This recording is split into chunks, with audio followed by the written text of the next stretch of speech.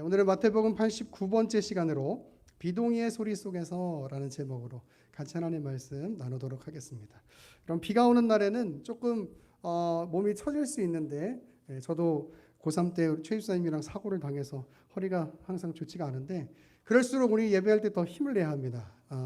이게 뭔가 분위기가 처지지 않고 우리 열심히 더 아멘하고 열심히 더 찬양하고 기도하는 그래서 정말 그 분위기가 이렇게 숙연한 분위기가 아니고 하나님 앞에 최선을 다해서 열정 있는 예배에 올릴 수 있기를 간절히 소망합니다. 본문은 우리에게는 너무나 익숙한 그리고 또 내 얘기 같기도 하고 나의 소원이 그렇게 들어줬으면 좋겠다 하는 그런 마음을 갖게 하는 시각장애인 둘을 고치시는 장면입니다. 여러분 그런데 우리가 항상 이런 그 성경의 기적들을 보면서 항상 그 기적에 집중하기가 쉽고 또 그 기적을 베푸시는 그 예수님의 능력에 집중하기가 쉬워요. 그래서 이런 기적들을 볼 때 우리는 능력을 갖고 싶어하고 또 어쩌면 그런 능력을 갖고 있는 사람이 영적인 사람이라고 생각하기가 쉽습니다. 여러분 그런데 성경은 능력이 아니라 예수님의 메시아 되심에 더 집중하라고 말하고 있어요. 오늘 여러분 한번 생각해 볼게요. 어떤 사람이 열심히 하나님 앞에 기도를 했어요. 그래서 사업이 대박이 난 거예요. 그러면 우리는 대체로 어떻게 생각하냐면 그 사람이 기도했기 때문에 사업이 대박 났다고 생각하는 거예요. 여러분 이렇게 생각하면 우리 기독교나 천지십년께 비나이다 하는 거랑 다를 게 없어요. 여러분. 이렇게 생각할 때 문제는 뭐냐면 내 행위로 그런 일이 일어났다고 생각하기 쉽다는 거예요. 여러분 그렇게 생각하면 거기에는 감사가 없어요. 내가 기도해서 내가 열심히 믿음 생활해서 그런 일들이 이루어졌다고만 생각하면 여러분 거기에는 감사가 없는 거예요. 내가 기도했으니까 된 거죠. 그렇잖아요. 내가 많이 말씀 읽었으니까 된 거잖아요. 그렇죠? 우리 기독교는 그런 내 공로주의를 가르치는 게 아니에요.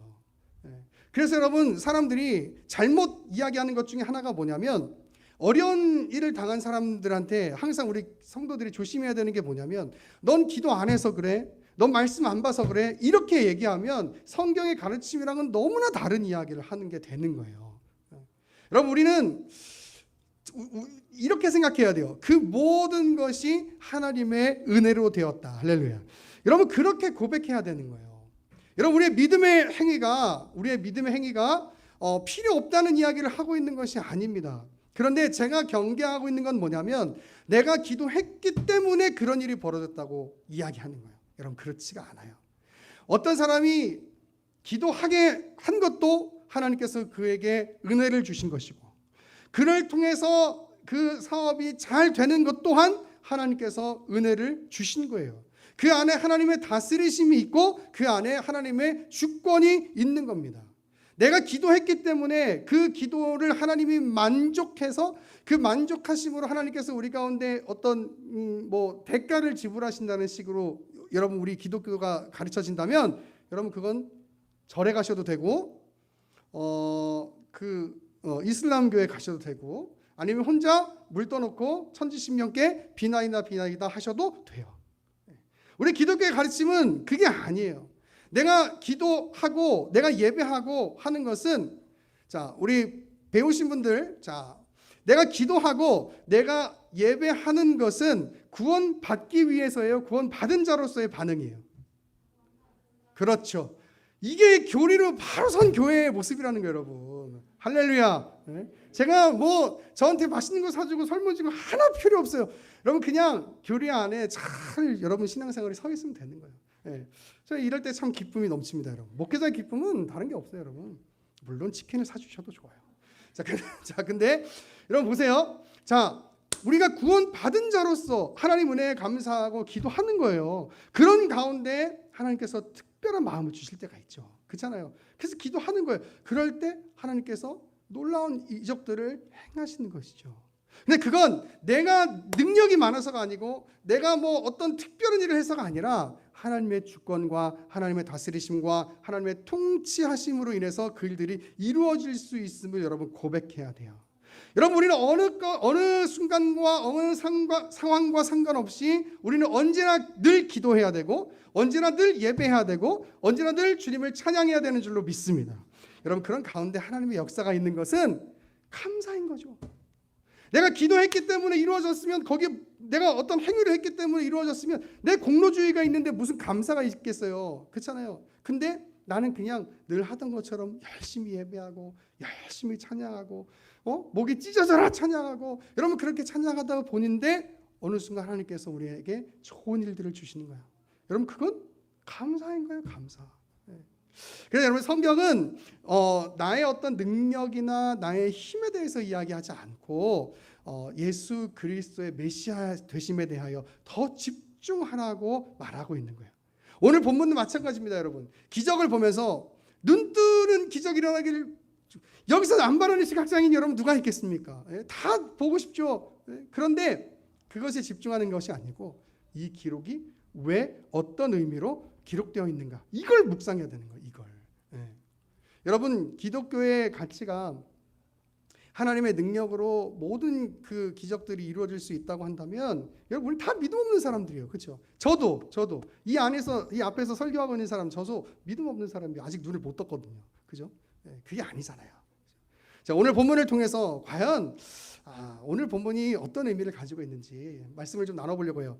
여러분, 근데 이 말씀을 나누기 위해서는 20장의 전체적인 흐름에 대해서 한번 좀 우리가 기억해 볼 필요가 있어요. 자, 여러분 보세요.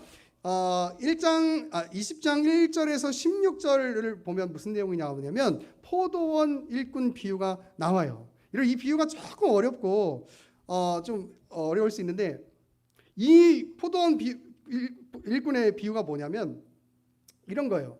천국을 소유한 사람들의 복됨인 거예요. 천국을 소유한 사람들의 복됨. 자, 6시, 9시, 12시, 3시, 5시에 일한 사람들이 있어요. 그런데 각각 얼마씩 받느냐면 한 데나리온씩 받는 거예요. 여러분, 이건 윤리나 공평이나 어떤 노동의 대가를 이야기하는 것이 아니라 그랬어요. 천국에 관한 이야기라고 했어요. 그렇죠? 여러분, 한 데나리온씩 받는 거예요. 여러분, 모태신앙부터 예수님 믿는 사람이 있고, 또 청소년기에, 또 청년기에, 중년기에, 노년에, 그리고 죽기 직전에 주님을 믿는 사람들이 있어요. 주님을 믿는다면 다 구원받을 거예요. 그런데 우리가 죽기 전에 잘 이 땅에서 놀다가 흥청망청 살다가 그냥 내가 하고 싶은 대로 살다가 그러다가 죽기 전에 예수 믿으면 되지라고 하는 마음, 그런 마음을 부러워한다면 여러분, 우리는 복됨 가운데 살아가는 사람들이 아니에요. 여러분, 우리가 하나님 나라에 가서 진짜 행복하고 진짜 기쁨을 누리는 것은 정말 귀한 일이지만, 여러분 죽기 전에가 아니라 지금 여러분이 이 땅에서 이 하나님의 자녀로 살아가면서 기도하고 늘 하나님과 동행하는 것을 경험하고 깨닫고, 여러분 이게 바로 우리의 복됨임을 믿어야 된단 말이에요. 여러분, 그게 바로 포도원 품꾼의 비유예요. 송 집사님이 우리 교회에 20대 때 오셨죠. 그런데 30대가 되고 말았어요. 네. 20대 때부터 우리 교회에서 신앙생활을 하고 이제 제대로 신앙생활 하시면서 찬양 인도자가 되셨습니다. 네, 찬양 인도자가 되셨어요. 이 찬양 인도자는요, 아무나 시키는 거 아니에요, 여러분. 네, 찬양 인도자가 되셨는데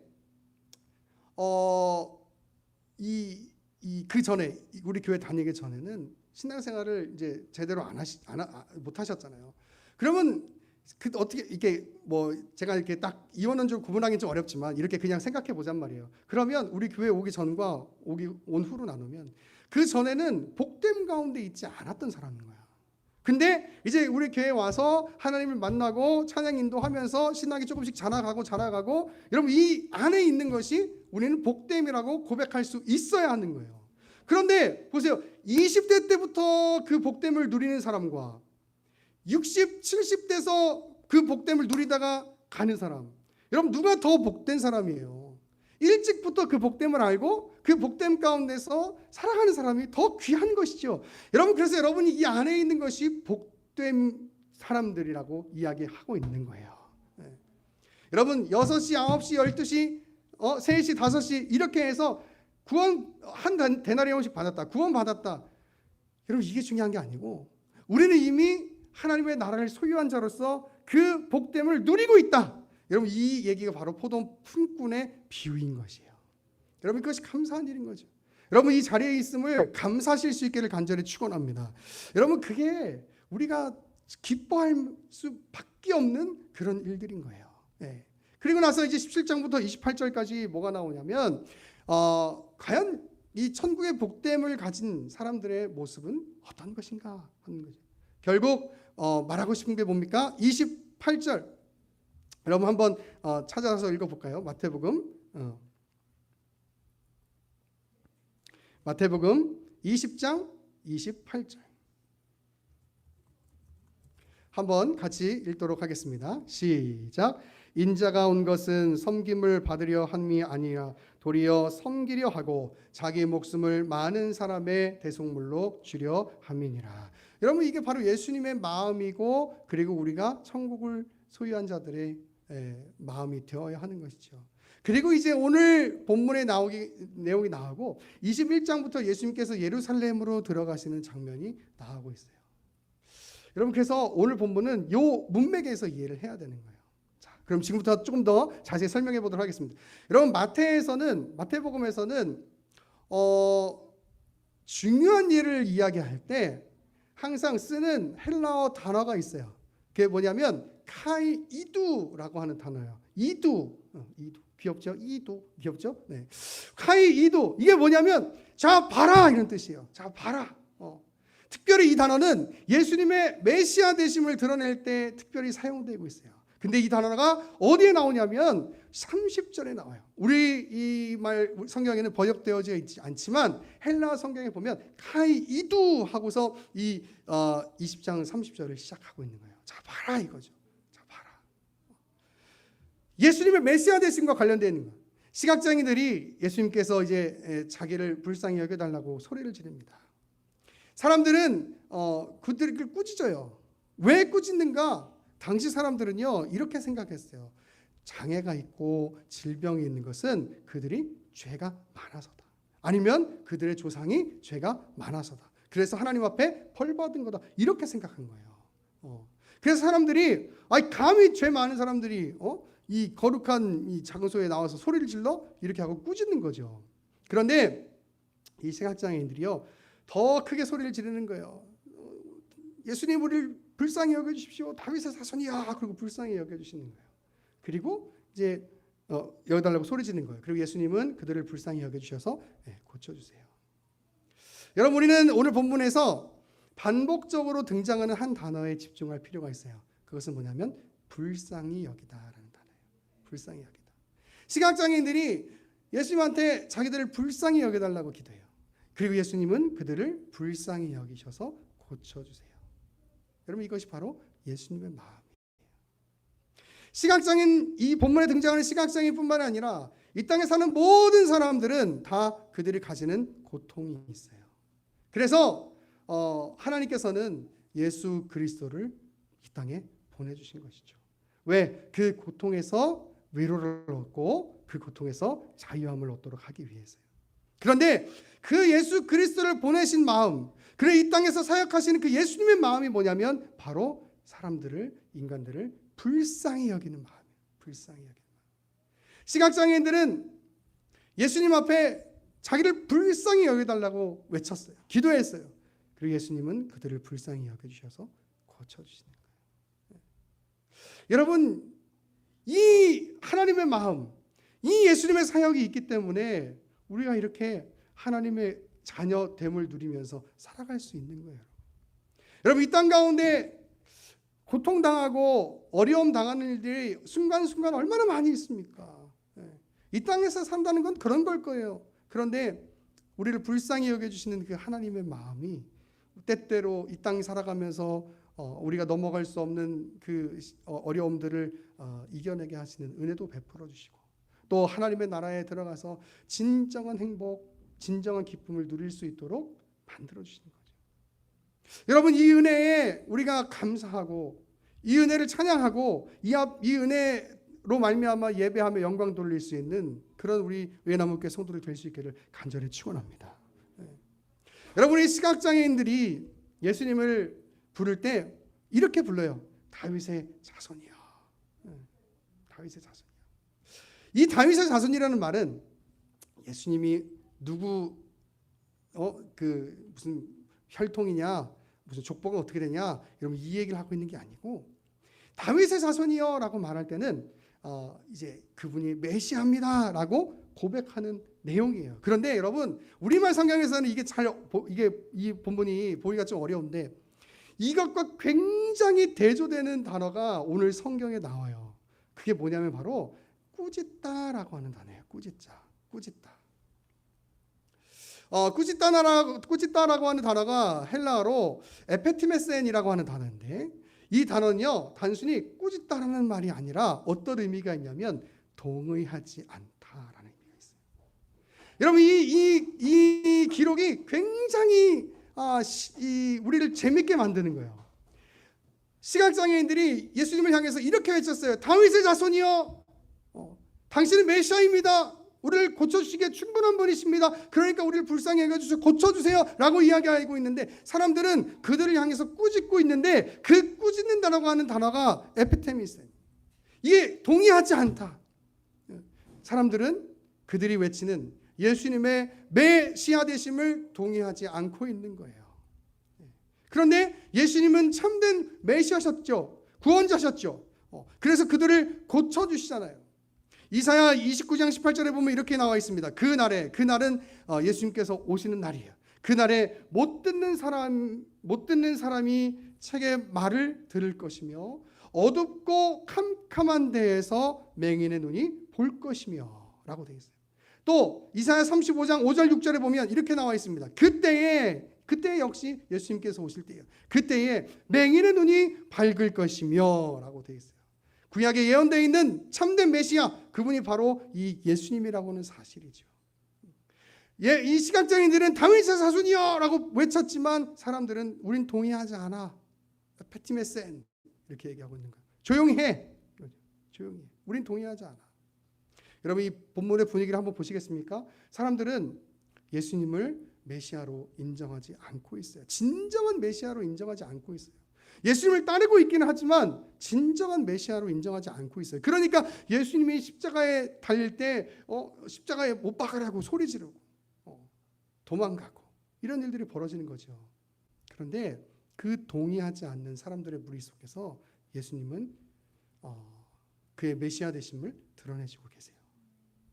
자신을 동의하지 않는 그들을 향해서 이렇게 말씀하시는 거예요.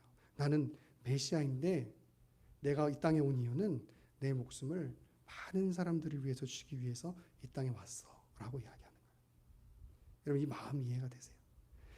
여러분 어쩌면 우리도 예수님을 거부하고 예수님을 인정하지 않는 사람으로 살아왔어요. 그런데 이 많은 사람들을 위하여 자기 목숨을 대속물로 주시기 위해 이 땅 가운데 오신 그 예수님 때문에, 그 메시아 되신 그 구원자 되신 예수님 때문에 우리가 비동의의 소리를 외치는 자리에서 동의의 소리를 외치는 자리로 옮겨질 수 있었던 거예요. 여러분 우리 같이 한번 성경을 찾아서 읽어보도록 하겠습니다. 에베소서 2장입니다. 에베소서 2장 1절입니다.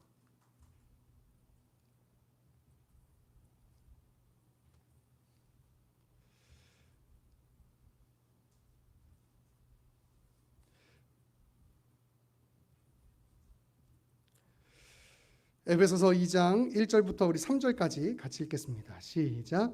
그는 허물과 죄로 죽었던 너희를 살리셨도다. 그때에 너희는 그 가운데서 행하여 이 세상 풍조를 따르고 공중의 권세 잡은 자를 따랐으니 곧 지금 불순종의 아들들 가운데서 역사하는 영이라.